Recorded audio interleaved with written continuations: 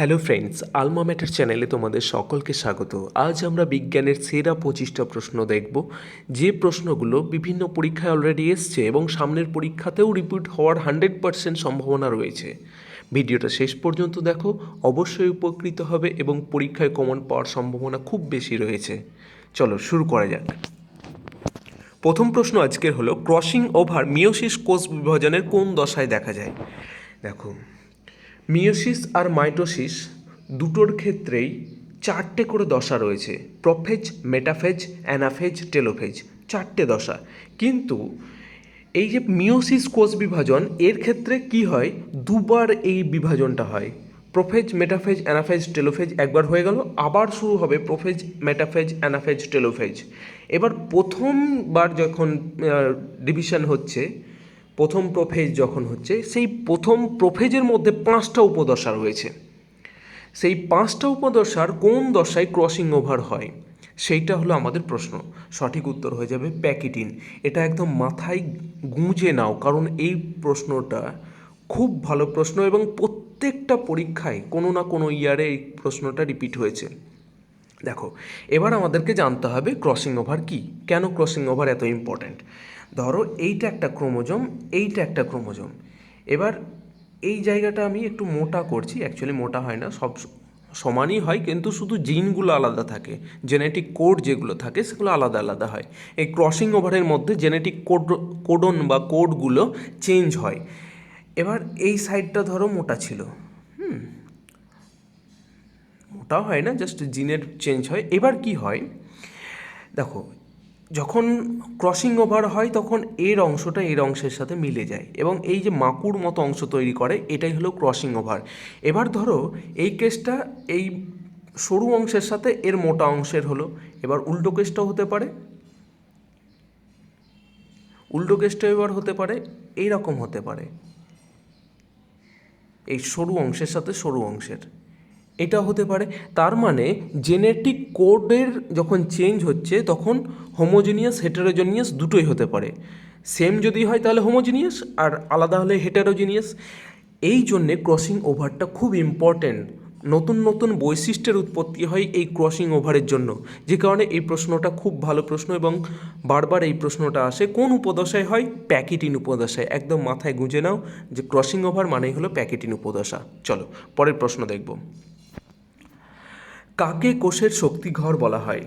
শক্তিঘর বা পাওয়ার সেল, কোষের power house কাকে বলা হয়? একটা সেল বা কোষের মধ্যে কোন অঙ্গাণুতে শক্তি উৎপন্ন হয়? সঠিক উত্তর হয়ে যাবে মাইটোকন্ড্রিয়া। আর একটা প্রশ্ন হয় মাইটোকন্ড্রিয়া থেকে, যে কোন অঙ্গাণুতে নিউক্লিয়াস বর্তমান? কোষের মধ্যে আমরা জানি নিউক্লিয়াস রয়েছে, এবার নিউক্লিয় পদার্থ আর কোন কোষ অঙ্গাণুর মধ্যে রয়েছে? সঠিক উত্তর হয়ে যাবে মাইটোকন্ড্রিয়া। চলো পরের প্রশ্ন দেখব। ওজোন বায়ুস্তর নিম্নোক্ত কোন রশ্মির হাত থেকে জীবজগৎকে রক্ষা করে? দেখো, ওজোন বায়ুস্তর বা ওজোন মণ্ডল যেটা রয়েছে, সেটা যদি না থাকতো তাহলে একটা প্রচণ্ড ক্ষতিকর মারাত্মক রশ্মি আমাদের ভূপৃষ্ঠের মধ্যে চলে আসতো এবং রোদে আমরা যখন চলাফেরা করতাম সেই রশ্মিও তার সাথে পড়তো, তার ফলে স্কিন ক্যান্সার হওয়ার সম্ভাবনা ছিল। সেটা কোন রশ্মি? সঠিক উত্তর হয়ে যাবে আলট্রাভায়োলেট রশ্মি বা ইউভি রে। আলট্রাভায়োলেট রশ্মি বা ইউভি রশ্মি, যার হাত থেকে আমাদের সমস্ত প্রাণী জগৎকে রক্ষা করে এই ওজোন স্তর। ওজোন স্তরে ওজনের সংকেত কি? O3। ওজনের সংকেত হলো O3। আর এই যে আলট্রাভায়োলেট রশ্মি, এটা আমাদের স্কিন ক্যান্সার তৈরি করতে পারতো, কিন্তু এটাকে ওজোন স্তরেই আটকে দেওয়া হয়। চলো পরের প্রশ্ন। ঘড়ির পেন্ডুলামের পূর্ণ সময়কাল কত সেকেন্ড? দেখো, ঘড়ির পেন্ডুলাম এইরকম দেখেছো, বড় ঘড়িগুলোনে থাকে। এই পেন্ডুলামটা একবার এই দিকে যায়, একবার এখান থেকে এসে আবার এই দিকে যায়, এখান থেকে এসে এইভাবে এটা চলতে থাকে। এইখান থেকে, এই অংশ থেকে একবার এখানে গিয়ে আবার ফিরে এইখানে আসতে, মানে আসা মানে হলো একবার পূর্ণ সময়কাল কমপ্লিট করে। এর সময়কালের দৈর্ঘ্য কত, মানে এই যে টাইমটা, কত টাইম লাগে? সঠিক উত্তর হয়ে যাবে আমাদের 2 সেকেন্ড। 2 সেকেন্ড টাইমে এই পেন্ডুলামটা এক প্রান্ত থেকে আর এক প্রান্তে গিয়ে আবার সেখান থেকে ফিরে আসে। পূর্ণ সময়কাল করতে কত সময় লাগে? 2 সেকেন্ড সময় লাগে। চলো পরের প্রশ্ন দেখব। এক মোল কার্বন পরমাণুর ওজন কত? দেখো এক মোল যখন বলছি, এক মোল মানে 6.023 ইন্টু 10⁻23, এত সংখ্যক। এইটাকে বলা হয় অ্যাভোগাড্রো সংখ্যা। 6.023 ইন্টু 10⁻23, এই সংখ্যক কার্বন পরমাণু যদি প্রেজেন্ট থাকে তাহলে তাকে আমরা বলবো এক মোল কার্বন পরমাণু। এবার এই এক মোল কার্বন পরমাণুর ভর কত? সঠিক উত্তর হয়ে যাবে 12 গ্রাম। 12 গ্রাম এক মোল কার্বন পরমাণুর ভর। চলো পরের প্রশ্ন, নিম্নোক্ত কোনটির ভর সর্বাধিক? ইলেকট্রন, প্রোটন, নিউট্রন, হাইড্রোজেনের নিউক্লিয়াস। দেখো হাইড্রোজেনের নিউক্লিয়াসের হওয়ার কোনো মানেই হয় না, কারণ হাইড্রোজেনের নিউক্লিয়াসে কি থাকে? শুধুমাত্র একটা প্রোটন থাকে, একটা প্রোটন থাকে, সেখানে কোনো নিউট্রন প্রেজেন্ট থাকে না। তার মানে এই প্রোটন আর এইটা সেম ইকুয়াল, এই দুটো সমান, তার মানে এটা নয়। ইলেকট্রনের ভর অনেক কম। এবার সঠিক উত্তর হয়ে যাবে নিউট্রন। এবার ভরটা কার কত ভর সেটা আমরা একটু জেনে নেব। ইলেকট্রনের ভর হলো 9.1 ইন্টু 10⁻31। 9.1 ইন্টু 10⁻31 এত কেজি, ঠিক প্রত্যেকটাই কেজিতে বলবো। এবার প্রোটনের ভর কত? প্রোটনের ভর হলো 1.672 ইন্টু 10⁻27। আর এই যে নিউট্রনের ভরটা দেখো 1.675 ইন্টু 10⁻27। তার মানে জাস্ট একটু পার্থক্য রয়েছে প্রোটনের সাথে নিউট্রনের। প্রোটনের কথা বললাম 1.672 ইন্টু 10⁻27, আর নিউট্রনের বললাম 1.675। এখানে 2 ছিল, এখানে 5 হয়ে গেছে জাস্ট, ঠিক, ইন্টু 10⁻27। কিন্তু ইলেকট্রনের দেখো -31 যেটা রয়েছে, এদের -27 ছিল, কিন্তু ইলেকট্রনের -31, 9.1 ইন্টু 10⁻31। চলো পরের প্রশ্ন দেখব, কোন পাখি পিছন দিকে উঠতে পারে? খুব ভালো প্রশ্ন। সকল পাখি সামনের দিকে উঠতে পারে। এই প্রশ্নটা প্রথম এসেছিল 2013-তে যত সম্ভব, সিজিএলে ফার্স্ট এসেছিল। তারপর রিসেন্টলি 2019-এ যে পরীক্ষাটা হয়েছিল সিজিএল পরীক্ষাটা, সেখানেও কিন্তু এই প্রশ্নটা রিপিট হয়েছে। তো কোন পাখি পিছন দিকে উঠতে পারে? একমাত্র পৃথিবীতে হামিংবার্ড হলো সব থেকে ছোটো পাখি। এই হামিংবার্ডই একমাত্র পিছন দিকে উঠতে পারে। সব পাখি দেখো, ধরো এইটা পাখি যদি হয়, এইটা ডানা হয়, ধরো, ছবি খুব ভালো আঁকতে পারি না। প্রত্যেক পাখি যখন ওড়ে সামনের দিকে উঠতে থাকে, কিন্তু এই হামিংবার্ড সামনের দিকে তো উঠতে পারে, আবার পিছন দিকে উঠতে পারে, দুদিকে উঠতে পারার ক্ষমতা রয়েছে এই হামিংবার্ডের। পরের প্রশ্ন হলো, আরশোলার লার্ভাকে কি বলে? দেখো এই 4টে অপশান রয়েছে, ক্যাটারপিলার, নিম্ফ, ম্যাগট আর গ্রাব। এই 4টের মধ্যে সঠিক উত্তর হয়ে যাবে আমাদের নিম্ফ। আরশোলার লার্ভাকে বলা হয় নিম্ফ। এটা একটু ট্রিকি প্রশ্ন ছিল, একটু কঠিন প্রশ্ন, কিন্তু এই ধরনের প্রশ্ন পরীক্ষায় আসে।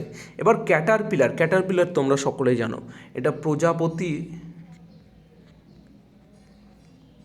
প্রজাপতির লার্ভাকে বলা হয় ক্যাটারপিলার। ম্যাগট বলা হয় মাছির যে লার্ভা, সেটাকে বলা হয় ম্যাগট। আর গ্রাব হলো গুবরে পোকা যে ছাপ কালারের দেখতে পাওয়া যায়। বাড়িতে যদি গোবর থাকে, গোবর একসাথে ডলা পাকানো থাকে, তাহলে সেখানে দেখবে যে গুবরে পোকা অলরেডি চলে এসছে। তো সেই গুবরে পোকার যে লার্ভা, তাকে বলা হয় গ্রাব। একটু মাথায় রাখবে, কারণ এই ধরনের প্রশ্ন এখনও অলরেডি আসছে পরীক্ষাতে। ক্যাটারপিলার বলা হয় প্রজাপতির লার্ভাকে, নিম্ফ বলা হয় আরশোলার লার্ভাকে, ম্যাগট হলো মাছির লার্ভা, আর গ্রাব হলো গুবরে পোকার লার্ভা। চলো নেক্সট প্রশ্ন দেখব, কোনটিকে বায়ু দূষণ সূচক হিসাবে ব্যবহার করা হয়? খুব ভালো প্রশ্ন। এই প্রশ্নটাও বিভিন্ন পরীক্ষায় বারবার কিন্তু রিপিট হয়েছে। বায়ু দূষণ সূচক হিসাবে ব্যবহৃত হয় লাইকেনকে ব্যবহার করা হয় বায়ু দূষণ সূচক হিসাবে। নক্ষত্রগুলোর মধ্যে দূরত্ব কোন এককে মাপা হয়? নক্ষত্রগুলোর মধ্যে দূরত্ব মাপা হয় আলোকবর্ষ বা লাইট ইয়ার এককে। আলোকবর্ষকে মাপা হয়, ঠিক।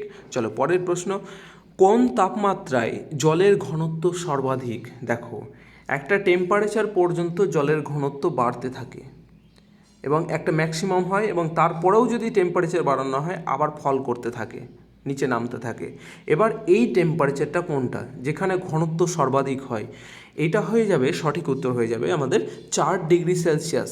4 ডিগ্রি সেলসিয়াস তাপমাত্রাতে জলের ঘনত্ব ম্যাক্সিমাম হয়। জলের ঘনত্ব ম্যাক্সিমাম কত? ম্যাক্সিমাম হয় 1। জলের ঘনত্ব হয় 1, ঠিক?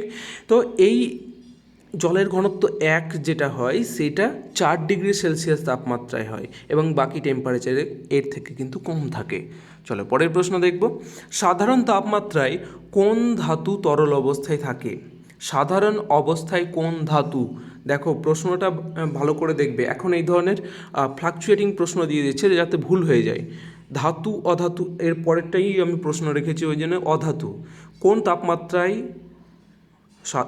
সাধারণ তাপমাত্রায় কোন ধাতু তরল অবস্থায় থাকে? ধাতু হলো পারদ, একমাত্র ধাতু পারদ, সেটা সাধারণ অবস্থায় তরল থাকে। এবার পরের প্রশ্ন দেখো রয়েছে, কোন অধাতু সাধারণ অবস্থায় তরল? সঠিক উত্তর হয়ে যাবে ব্রোমিন। তাহলে যখন ধাতু বলবে তখন হবে পারদ, আর যখন অধাতু বলবে তখন হবে ব্রোমিন। দুটোই কিন্তু সাধারণ অবস্থায় আমাদের রুম টেম্পারেচারে কী অবস্থায় থাকে? তরল অবস্থাতে থাকে। এরা কঠিন কিংবা গ্যাসীয় নয়। মেটাল বা যদি ধাতু হয় তাহলে নর্মালি কি হয়? সলিড হয়, মানে কঠিন হয়। আর যদি অধাতু হয় সেটা কঠিনও হতে পারে, তরল হতে পারে, গ্যাসীয় হতে পারে, কিন্তু ব্রোমিন তরল অবস্থায় থাকে। কোন, এই যে হ্যালোজেন এলিমেন্টের মধ্যে পড়ছে এটা ব্রোমিন। হ্যালোজেন, এইভাবে প্রশ্নটাও দিতে পারে যে কোন হ্যালোজেন গ্যাস সাধারণ অবস্থায় তরল অবস্থায় থাকে, তাহলে উত্তর হয়ে যাবে ব্রোমিন। চলো পরের প্রশ্ন। মানবদেহের সবথেকে বড় অঙ্গ কোনটি? মানবদেহের সবথেকে বড় অঙ্গ হলো যকৃৎ বা লিভার। লিভার হলো মানবদেহের সবথেকে বড় অঙ্গ। কোনটির অভাবে গয়টার রোগ হয়? দেখো, আমরা যখন লবণ খাই, লবণে আমরা বলি কি? আয়োডিন নামক বা আয়োডিনযুক্ত লবণ বলি। আয়োডিন এই জন্য মেশানো হয় যাতে এই গয়টার রোগটা না হয়। তো এই আয়োডিনের অভাবে গয়টার রোগ হয়, তাহলে সঠিক উত্তর কী হয়ে যাবে? আয়োডিন। আয়োডিনের অভাবে গয়টার রোগ হয়। পরের প্রশ্ন, সৌরকোষে কোন ধাতু ব্যবহার করা হয়? আমরা যে সোলার সেল, সোলার প্যানেল লাগাই, দেখবে আগের অনেক কম্পিউটার আছে, কম্পিউটারে যে কম্পিউটার না, ক্যালকুলেটর দেখবে অনেকে রোদে দিত, ঠিক আছে? দেখে থাকবে এরকম একটু চওড়া চওড়া ক্যালকুলেটরগুলো।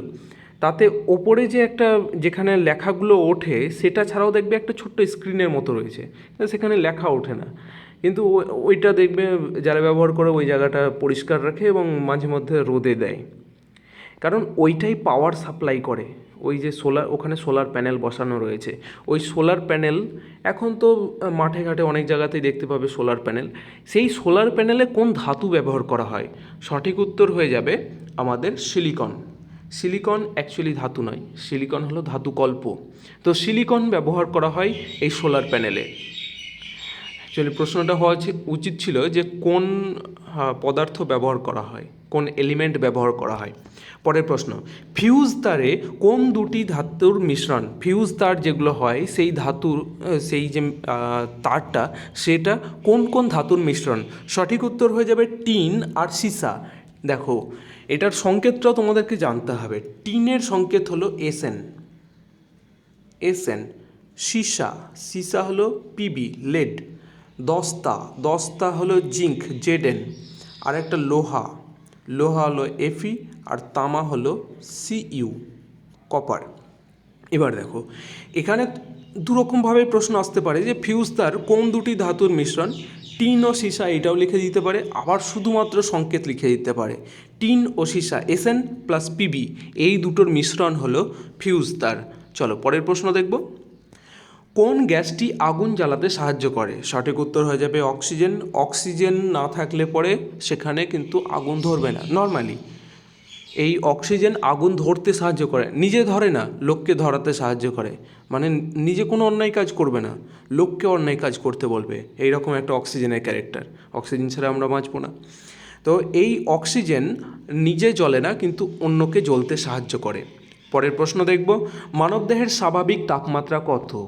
দেখো আমি একটু আগে বললাম যে এখন প্রশ্ন যেগুলো আসছে যাতে তোমরা ভুল করো তার জন্য একটু কনফিউজিং দিয়ে দেবে, এবং প্রথমে যেটা ভুল হবে সেই অপশানটাই সাধারণত দেওয়া থাকে। মানবদেহের স্বাভাবিক তাপমাত্রা কত? দেখো 98 ডিগ্রি সেলসিয়াস দেওয়া আছে। এটা যদি 98 ডিগ্রি ফারেনহাইট হতো তাহলে সঠিক উত্তর হতো, কিন্তু সেলসিয়াসে সবগুলো অপশান দেওয়া রয়েছে, সঠিক উত্তর হয়ে যাবে 37 ডিগ্রি সেলসিয়াস।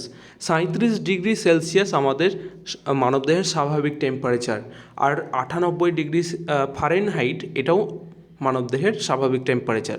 ওটা ফারেনহাইট স্কেলে 98 আর সেলসিয়াস স্কেলে 37। চলো পরের প্রশ্ন দেখব, শব্দের তীব্রতার একক কী? বারবার পরীক্ষায় এটা বারবার এসছে, বিভিন্ন পরীক্ষায় বারবার রিপিট হয়েছে, সঠিক উত্তর হয়ে যাবে ডেসিবেল। শব্দের তীব্রতার একক হলো ডেসিবেল। একটি বস্তুকে পৃথিবী থেকে চাঁদে নিয়ে গেলে তার ভর পৃথিবীতে যে ভর ছিল, এটা হবে জীব ভর নয়, যে ভর ছিল তার কত গুণ হবে? সঠিক উত্তর হয়ে যাবে একই থাকবে। দেখো ভর কোনো জায়গায় কোনো পরিস্থিতিতে কিন্তু ভর চেঞ্জ হয় না। ভর থেকে যদি শক্তিতে রূপান্তরিত করা হয় তাহলে পরেই সেক্ষেত্রে ভরের হ্রাস হয়, তাছাড়া ভর কিন্তু সবসময় একই থাকে। তাহলে ভর যেখানেই তুমি নিয়ে যাও সব জায়গাতে একই থাকবে, পৃথিবীতে, সূর্যতে, চাঁদে, সব জায়গাতে একই থাকবে, তাহলে ভর কোনো গুণ হবে না। হ্যাঁ, এটা যদি ওজন বলা হতো, যে কোনো বস্তুর ওজন যদি 6 কেজি হয়, সেইটা চাঁদে নিয়ে গেলে কত হবে? তাহলে পরে 1/6 গুণ হয়ে যাবে, যা থাকবে তার 1/6 গুণ হয়ে যাবে, কিন্তু ভর চেঞ্জ হবে না। যে কারণে পৃথিবী থেকে চাঁদে নিয়ে গেলে ভর একই থাকবে, ওজন 1/6 গুণ হয়ে যাবে। চলো পরের প্রশ্ন, কোন গ্রন্থি থেকে ইনসুলিন ক্ষরিত হয়? দেখো এই ইনসুলিন থেকে আরেকটা প্রশ্ন আসে যে কোন হরমোনের ক্ষরণ কম হওয়ার দরুন ডায়াবেটিস মেলিটাস বা মধুমেহ রোগ হয়? আমরা যেটা সুগার বলি নর্মালি, যে ওই কাকুর সুগার রোগ হয়ে গেছে, সুগার হয়ে গেছে, এই যে কথাটা বলি, এই সুগারটা অ্যাকচুয়ালি নাম হলো ডায়াবেটিস মেলিটাস। এই ডায়াবেটিস মেলিটাস রোগের কারণ কি? ইনসুলিনের কম ক্ষরণ। এই ইনসুলিন কোন গ্রন্থি থেকে ক্ষরিত হয়? ইনসুলিন ক্ষরিত হয় আমাদের অগ্ন্যাশয়, প্যাংক্রিয়াস, ইংরেজিতে প্যাংক্রিয়াস বলে, বাংলাতে বলা হয় অগ্ন্যাশয়। এই অগ্ন্যাশয় গ্রন্থি থেকে ইনসুলিন ক্ষরিত হয়। এবার অগ্ন্যাশয়ের মধ্যেও আরেকটা ব্যাপার রয়েছে, অগ্ন্যাশয়ের বিটা কোষ, বিটা কোষ থেকে আমাদের ক্ষরিত হয় ইনসুলিন, এই হরমোনটি। চলো পরের প্রশ্ন, কোন উপাদানের উপস্থিতির জন্য মানুষের মূত্রের বর্ণ হলুদাভ হয়? সঠিক উত্তর হয়ে যাবে ইউরোক্রোম। এটাও বারবার বিভিন্ন পরীক্ষায় রিপিট হয়েছে যে ইউরোক্রোমের উপস্থিতির জন্যে আমাদের মূত্রের বর্ণ হালকা ঈষৎ হলুদ বর্ণের হয়, হালকা বা ঈষৎ হলুদ বর্ণের হয়। কারণ কি? এই ইউরোক্রোমের উপস্থিতি। পরের প্রশ্ন দেখব, ভূপৃষ্ঠে উপস্থিত সর্বাধিক পরিমাণে কোন ধাতু রয়েছে? সবথেকে বেশি ভূপৃষ্ঠের ওপর কোন ধাতু রয়েছে? অ্যালুমিনিয়ামের পরিমাণ সর্বাধিক। পৃথিবীতে মুক্ত অবস্থায় অ্যালুমিনিয়াম সবথেকে বেশি রয়েছে। পরের প্রশ্ন হলো, 1 হর্স পাওয়ার সমান কত ওয়াট? 1 হর্স পাওয়ার মানে হলো 746 ওয়াট, 746। বাকি অপশানগুলোর দিকে তাকানোর দরকার নেই, একবারে মাথায় এটা গুঁজে নাও, এটাও বারবার বিভিন্ন পরীক্ষায় আসে। 1 হর্স পাওয়ার মানে হলো 746 ওয়াট, 746 ওয়াট। এই ছিল আজকের 25টা প্রশ্ন। আশা করছি অনেক কিছু জানতে পেরেছো, অনেক কিছু শিখতে পেরেছো, এবং পরীক্ষায় কিন্তু এখান থেকে কিছু প্রশ্ন কমন আসবেই। রেগুলার আলমা ম্যাটারের ভিডিওগুলো দেখতে থাকো, এখন রেগুলার ভিডিও পাবে। Thank you.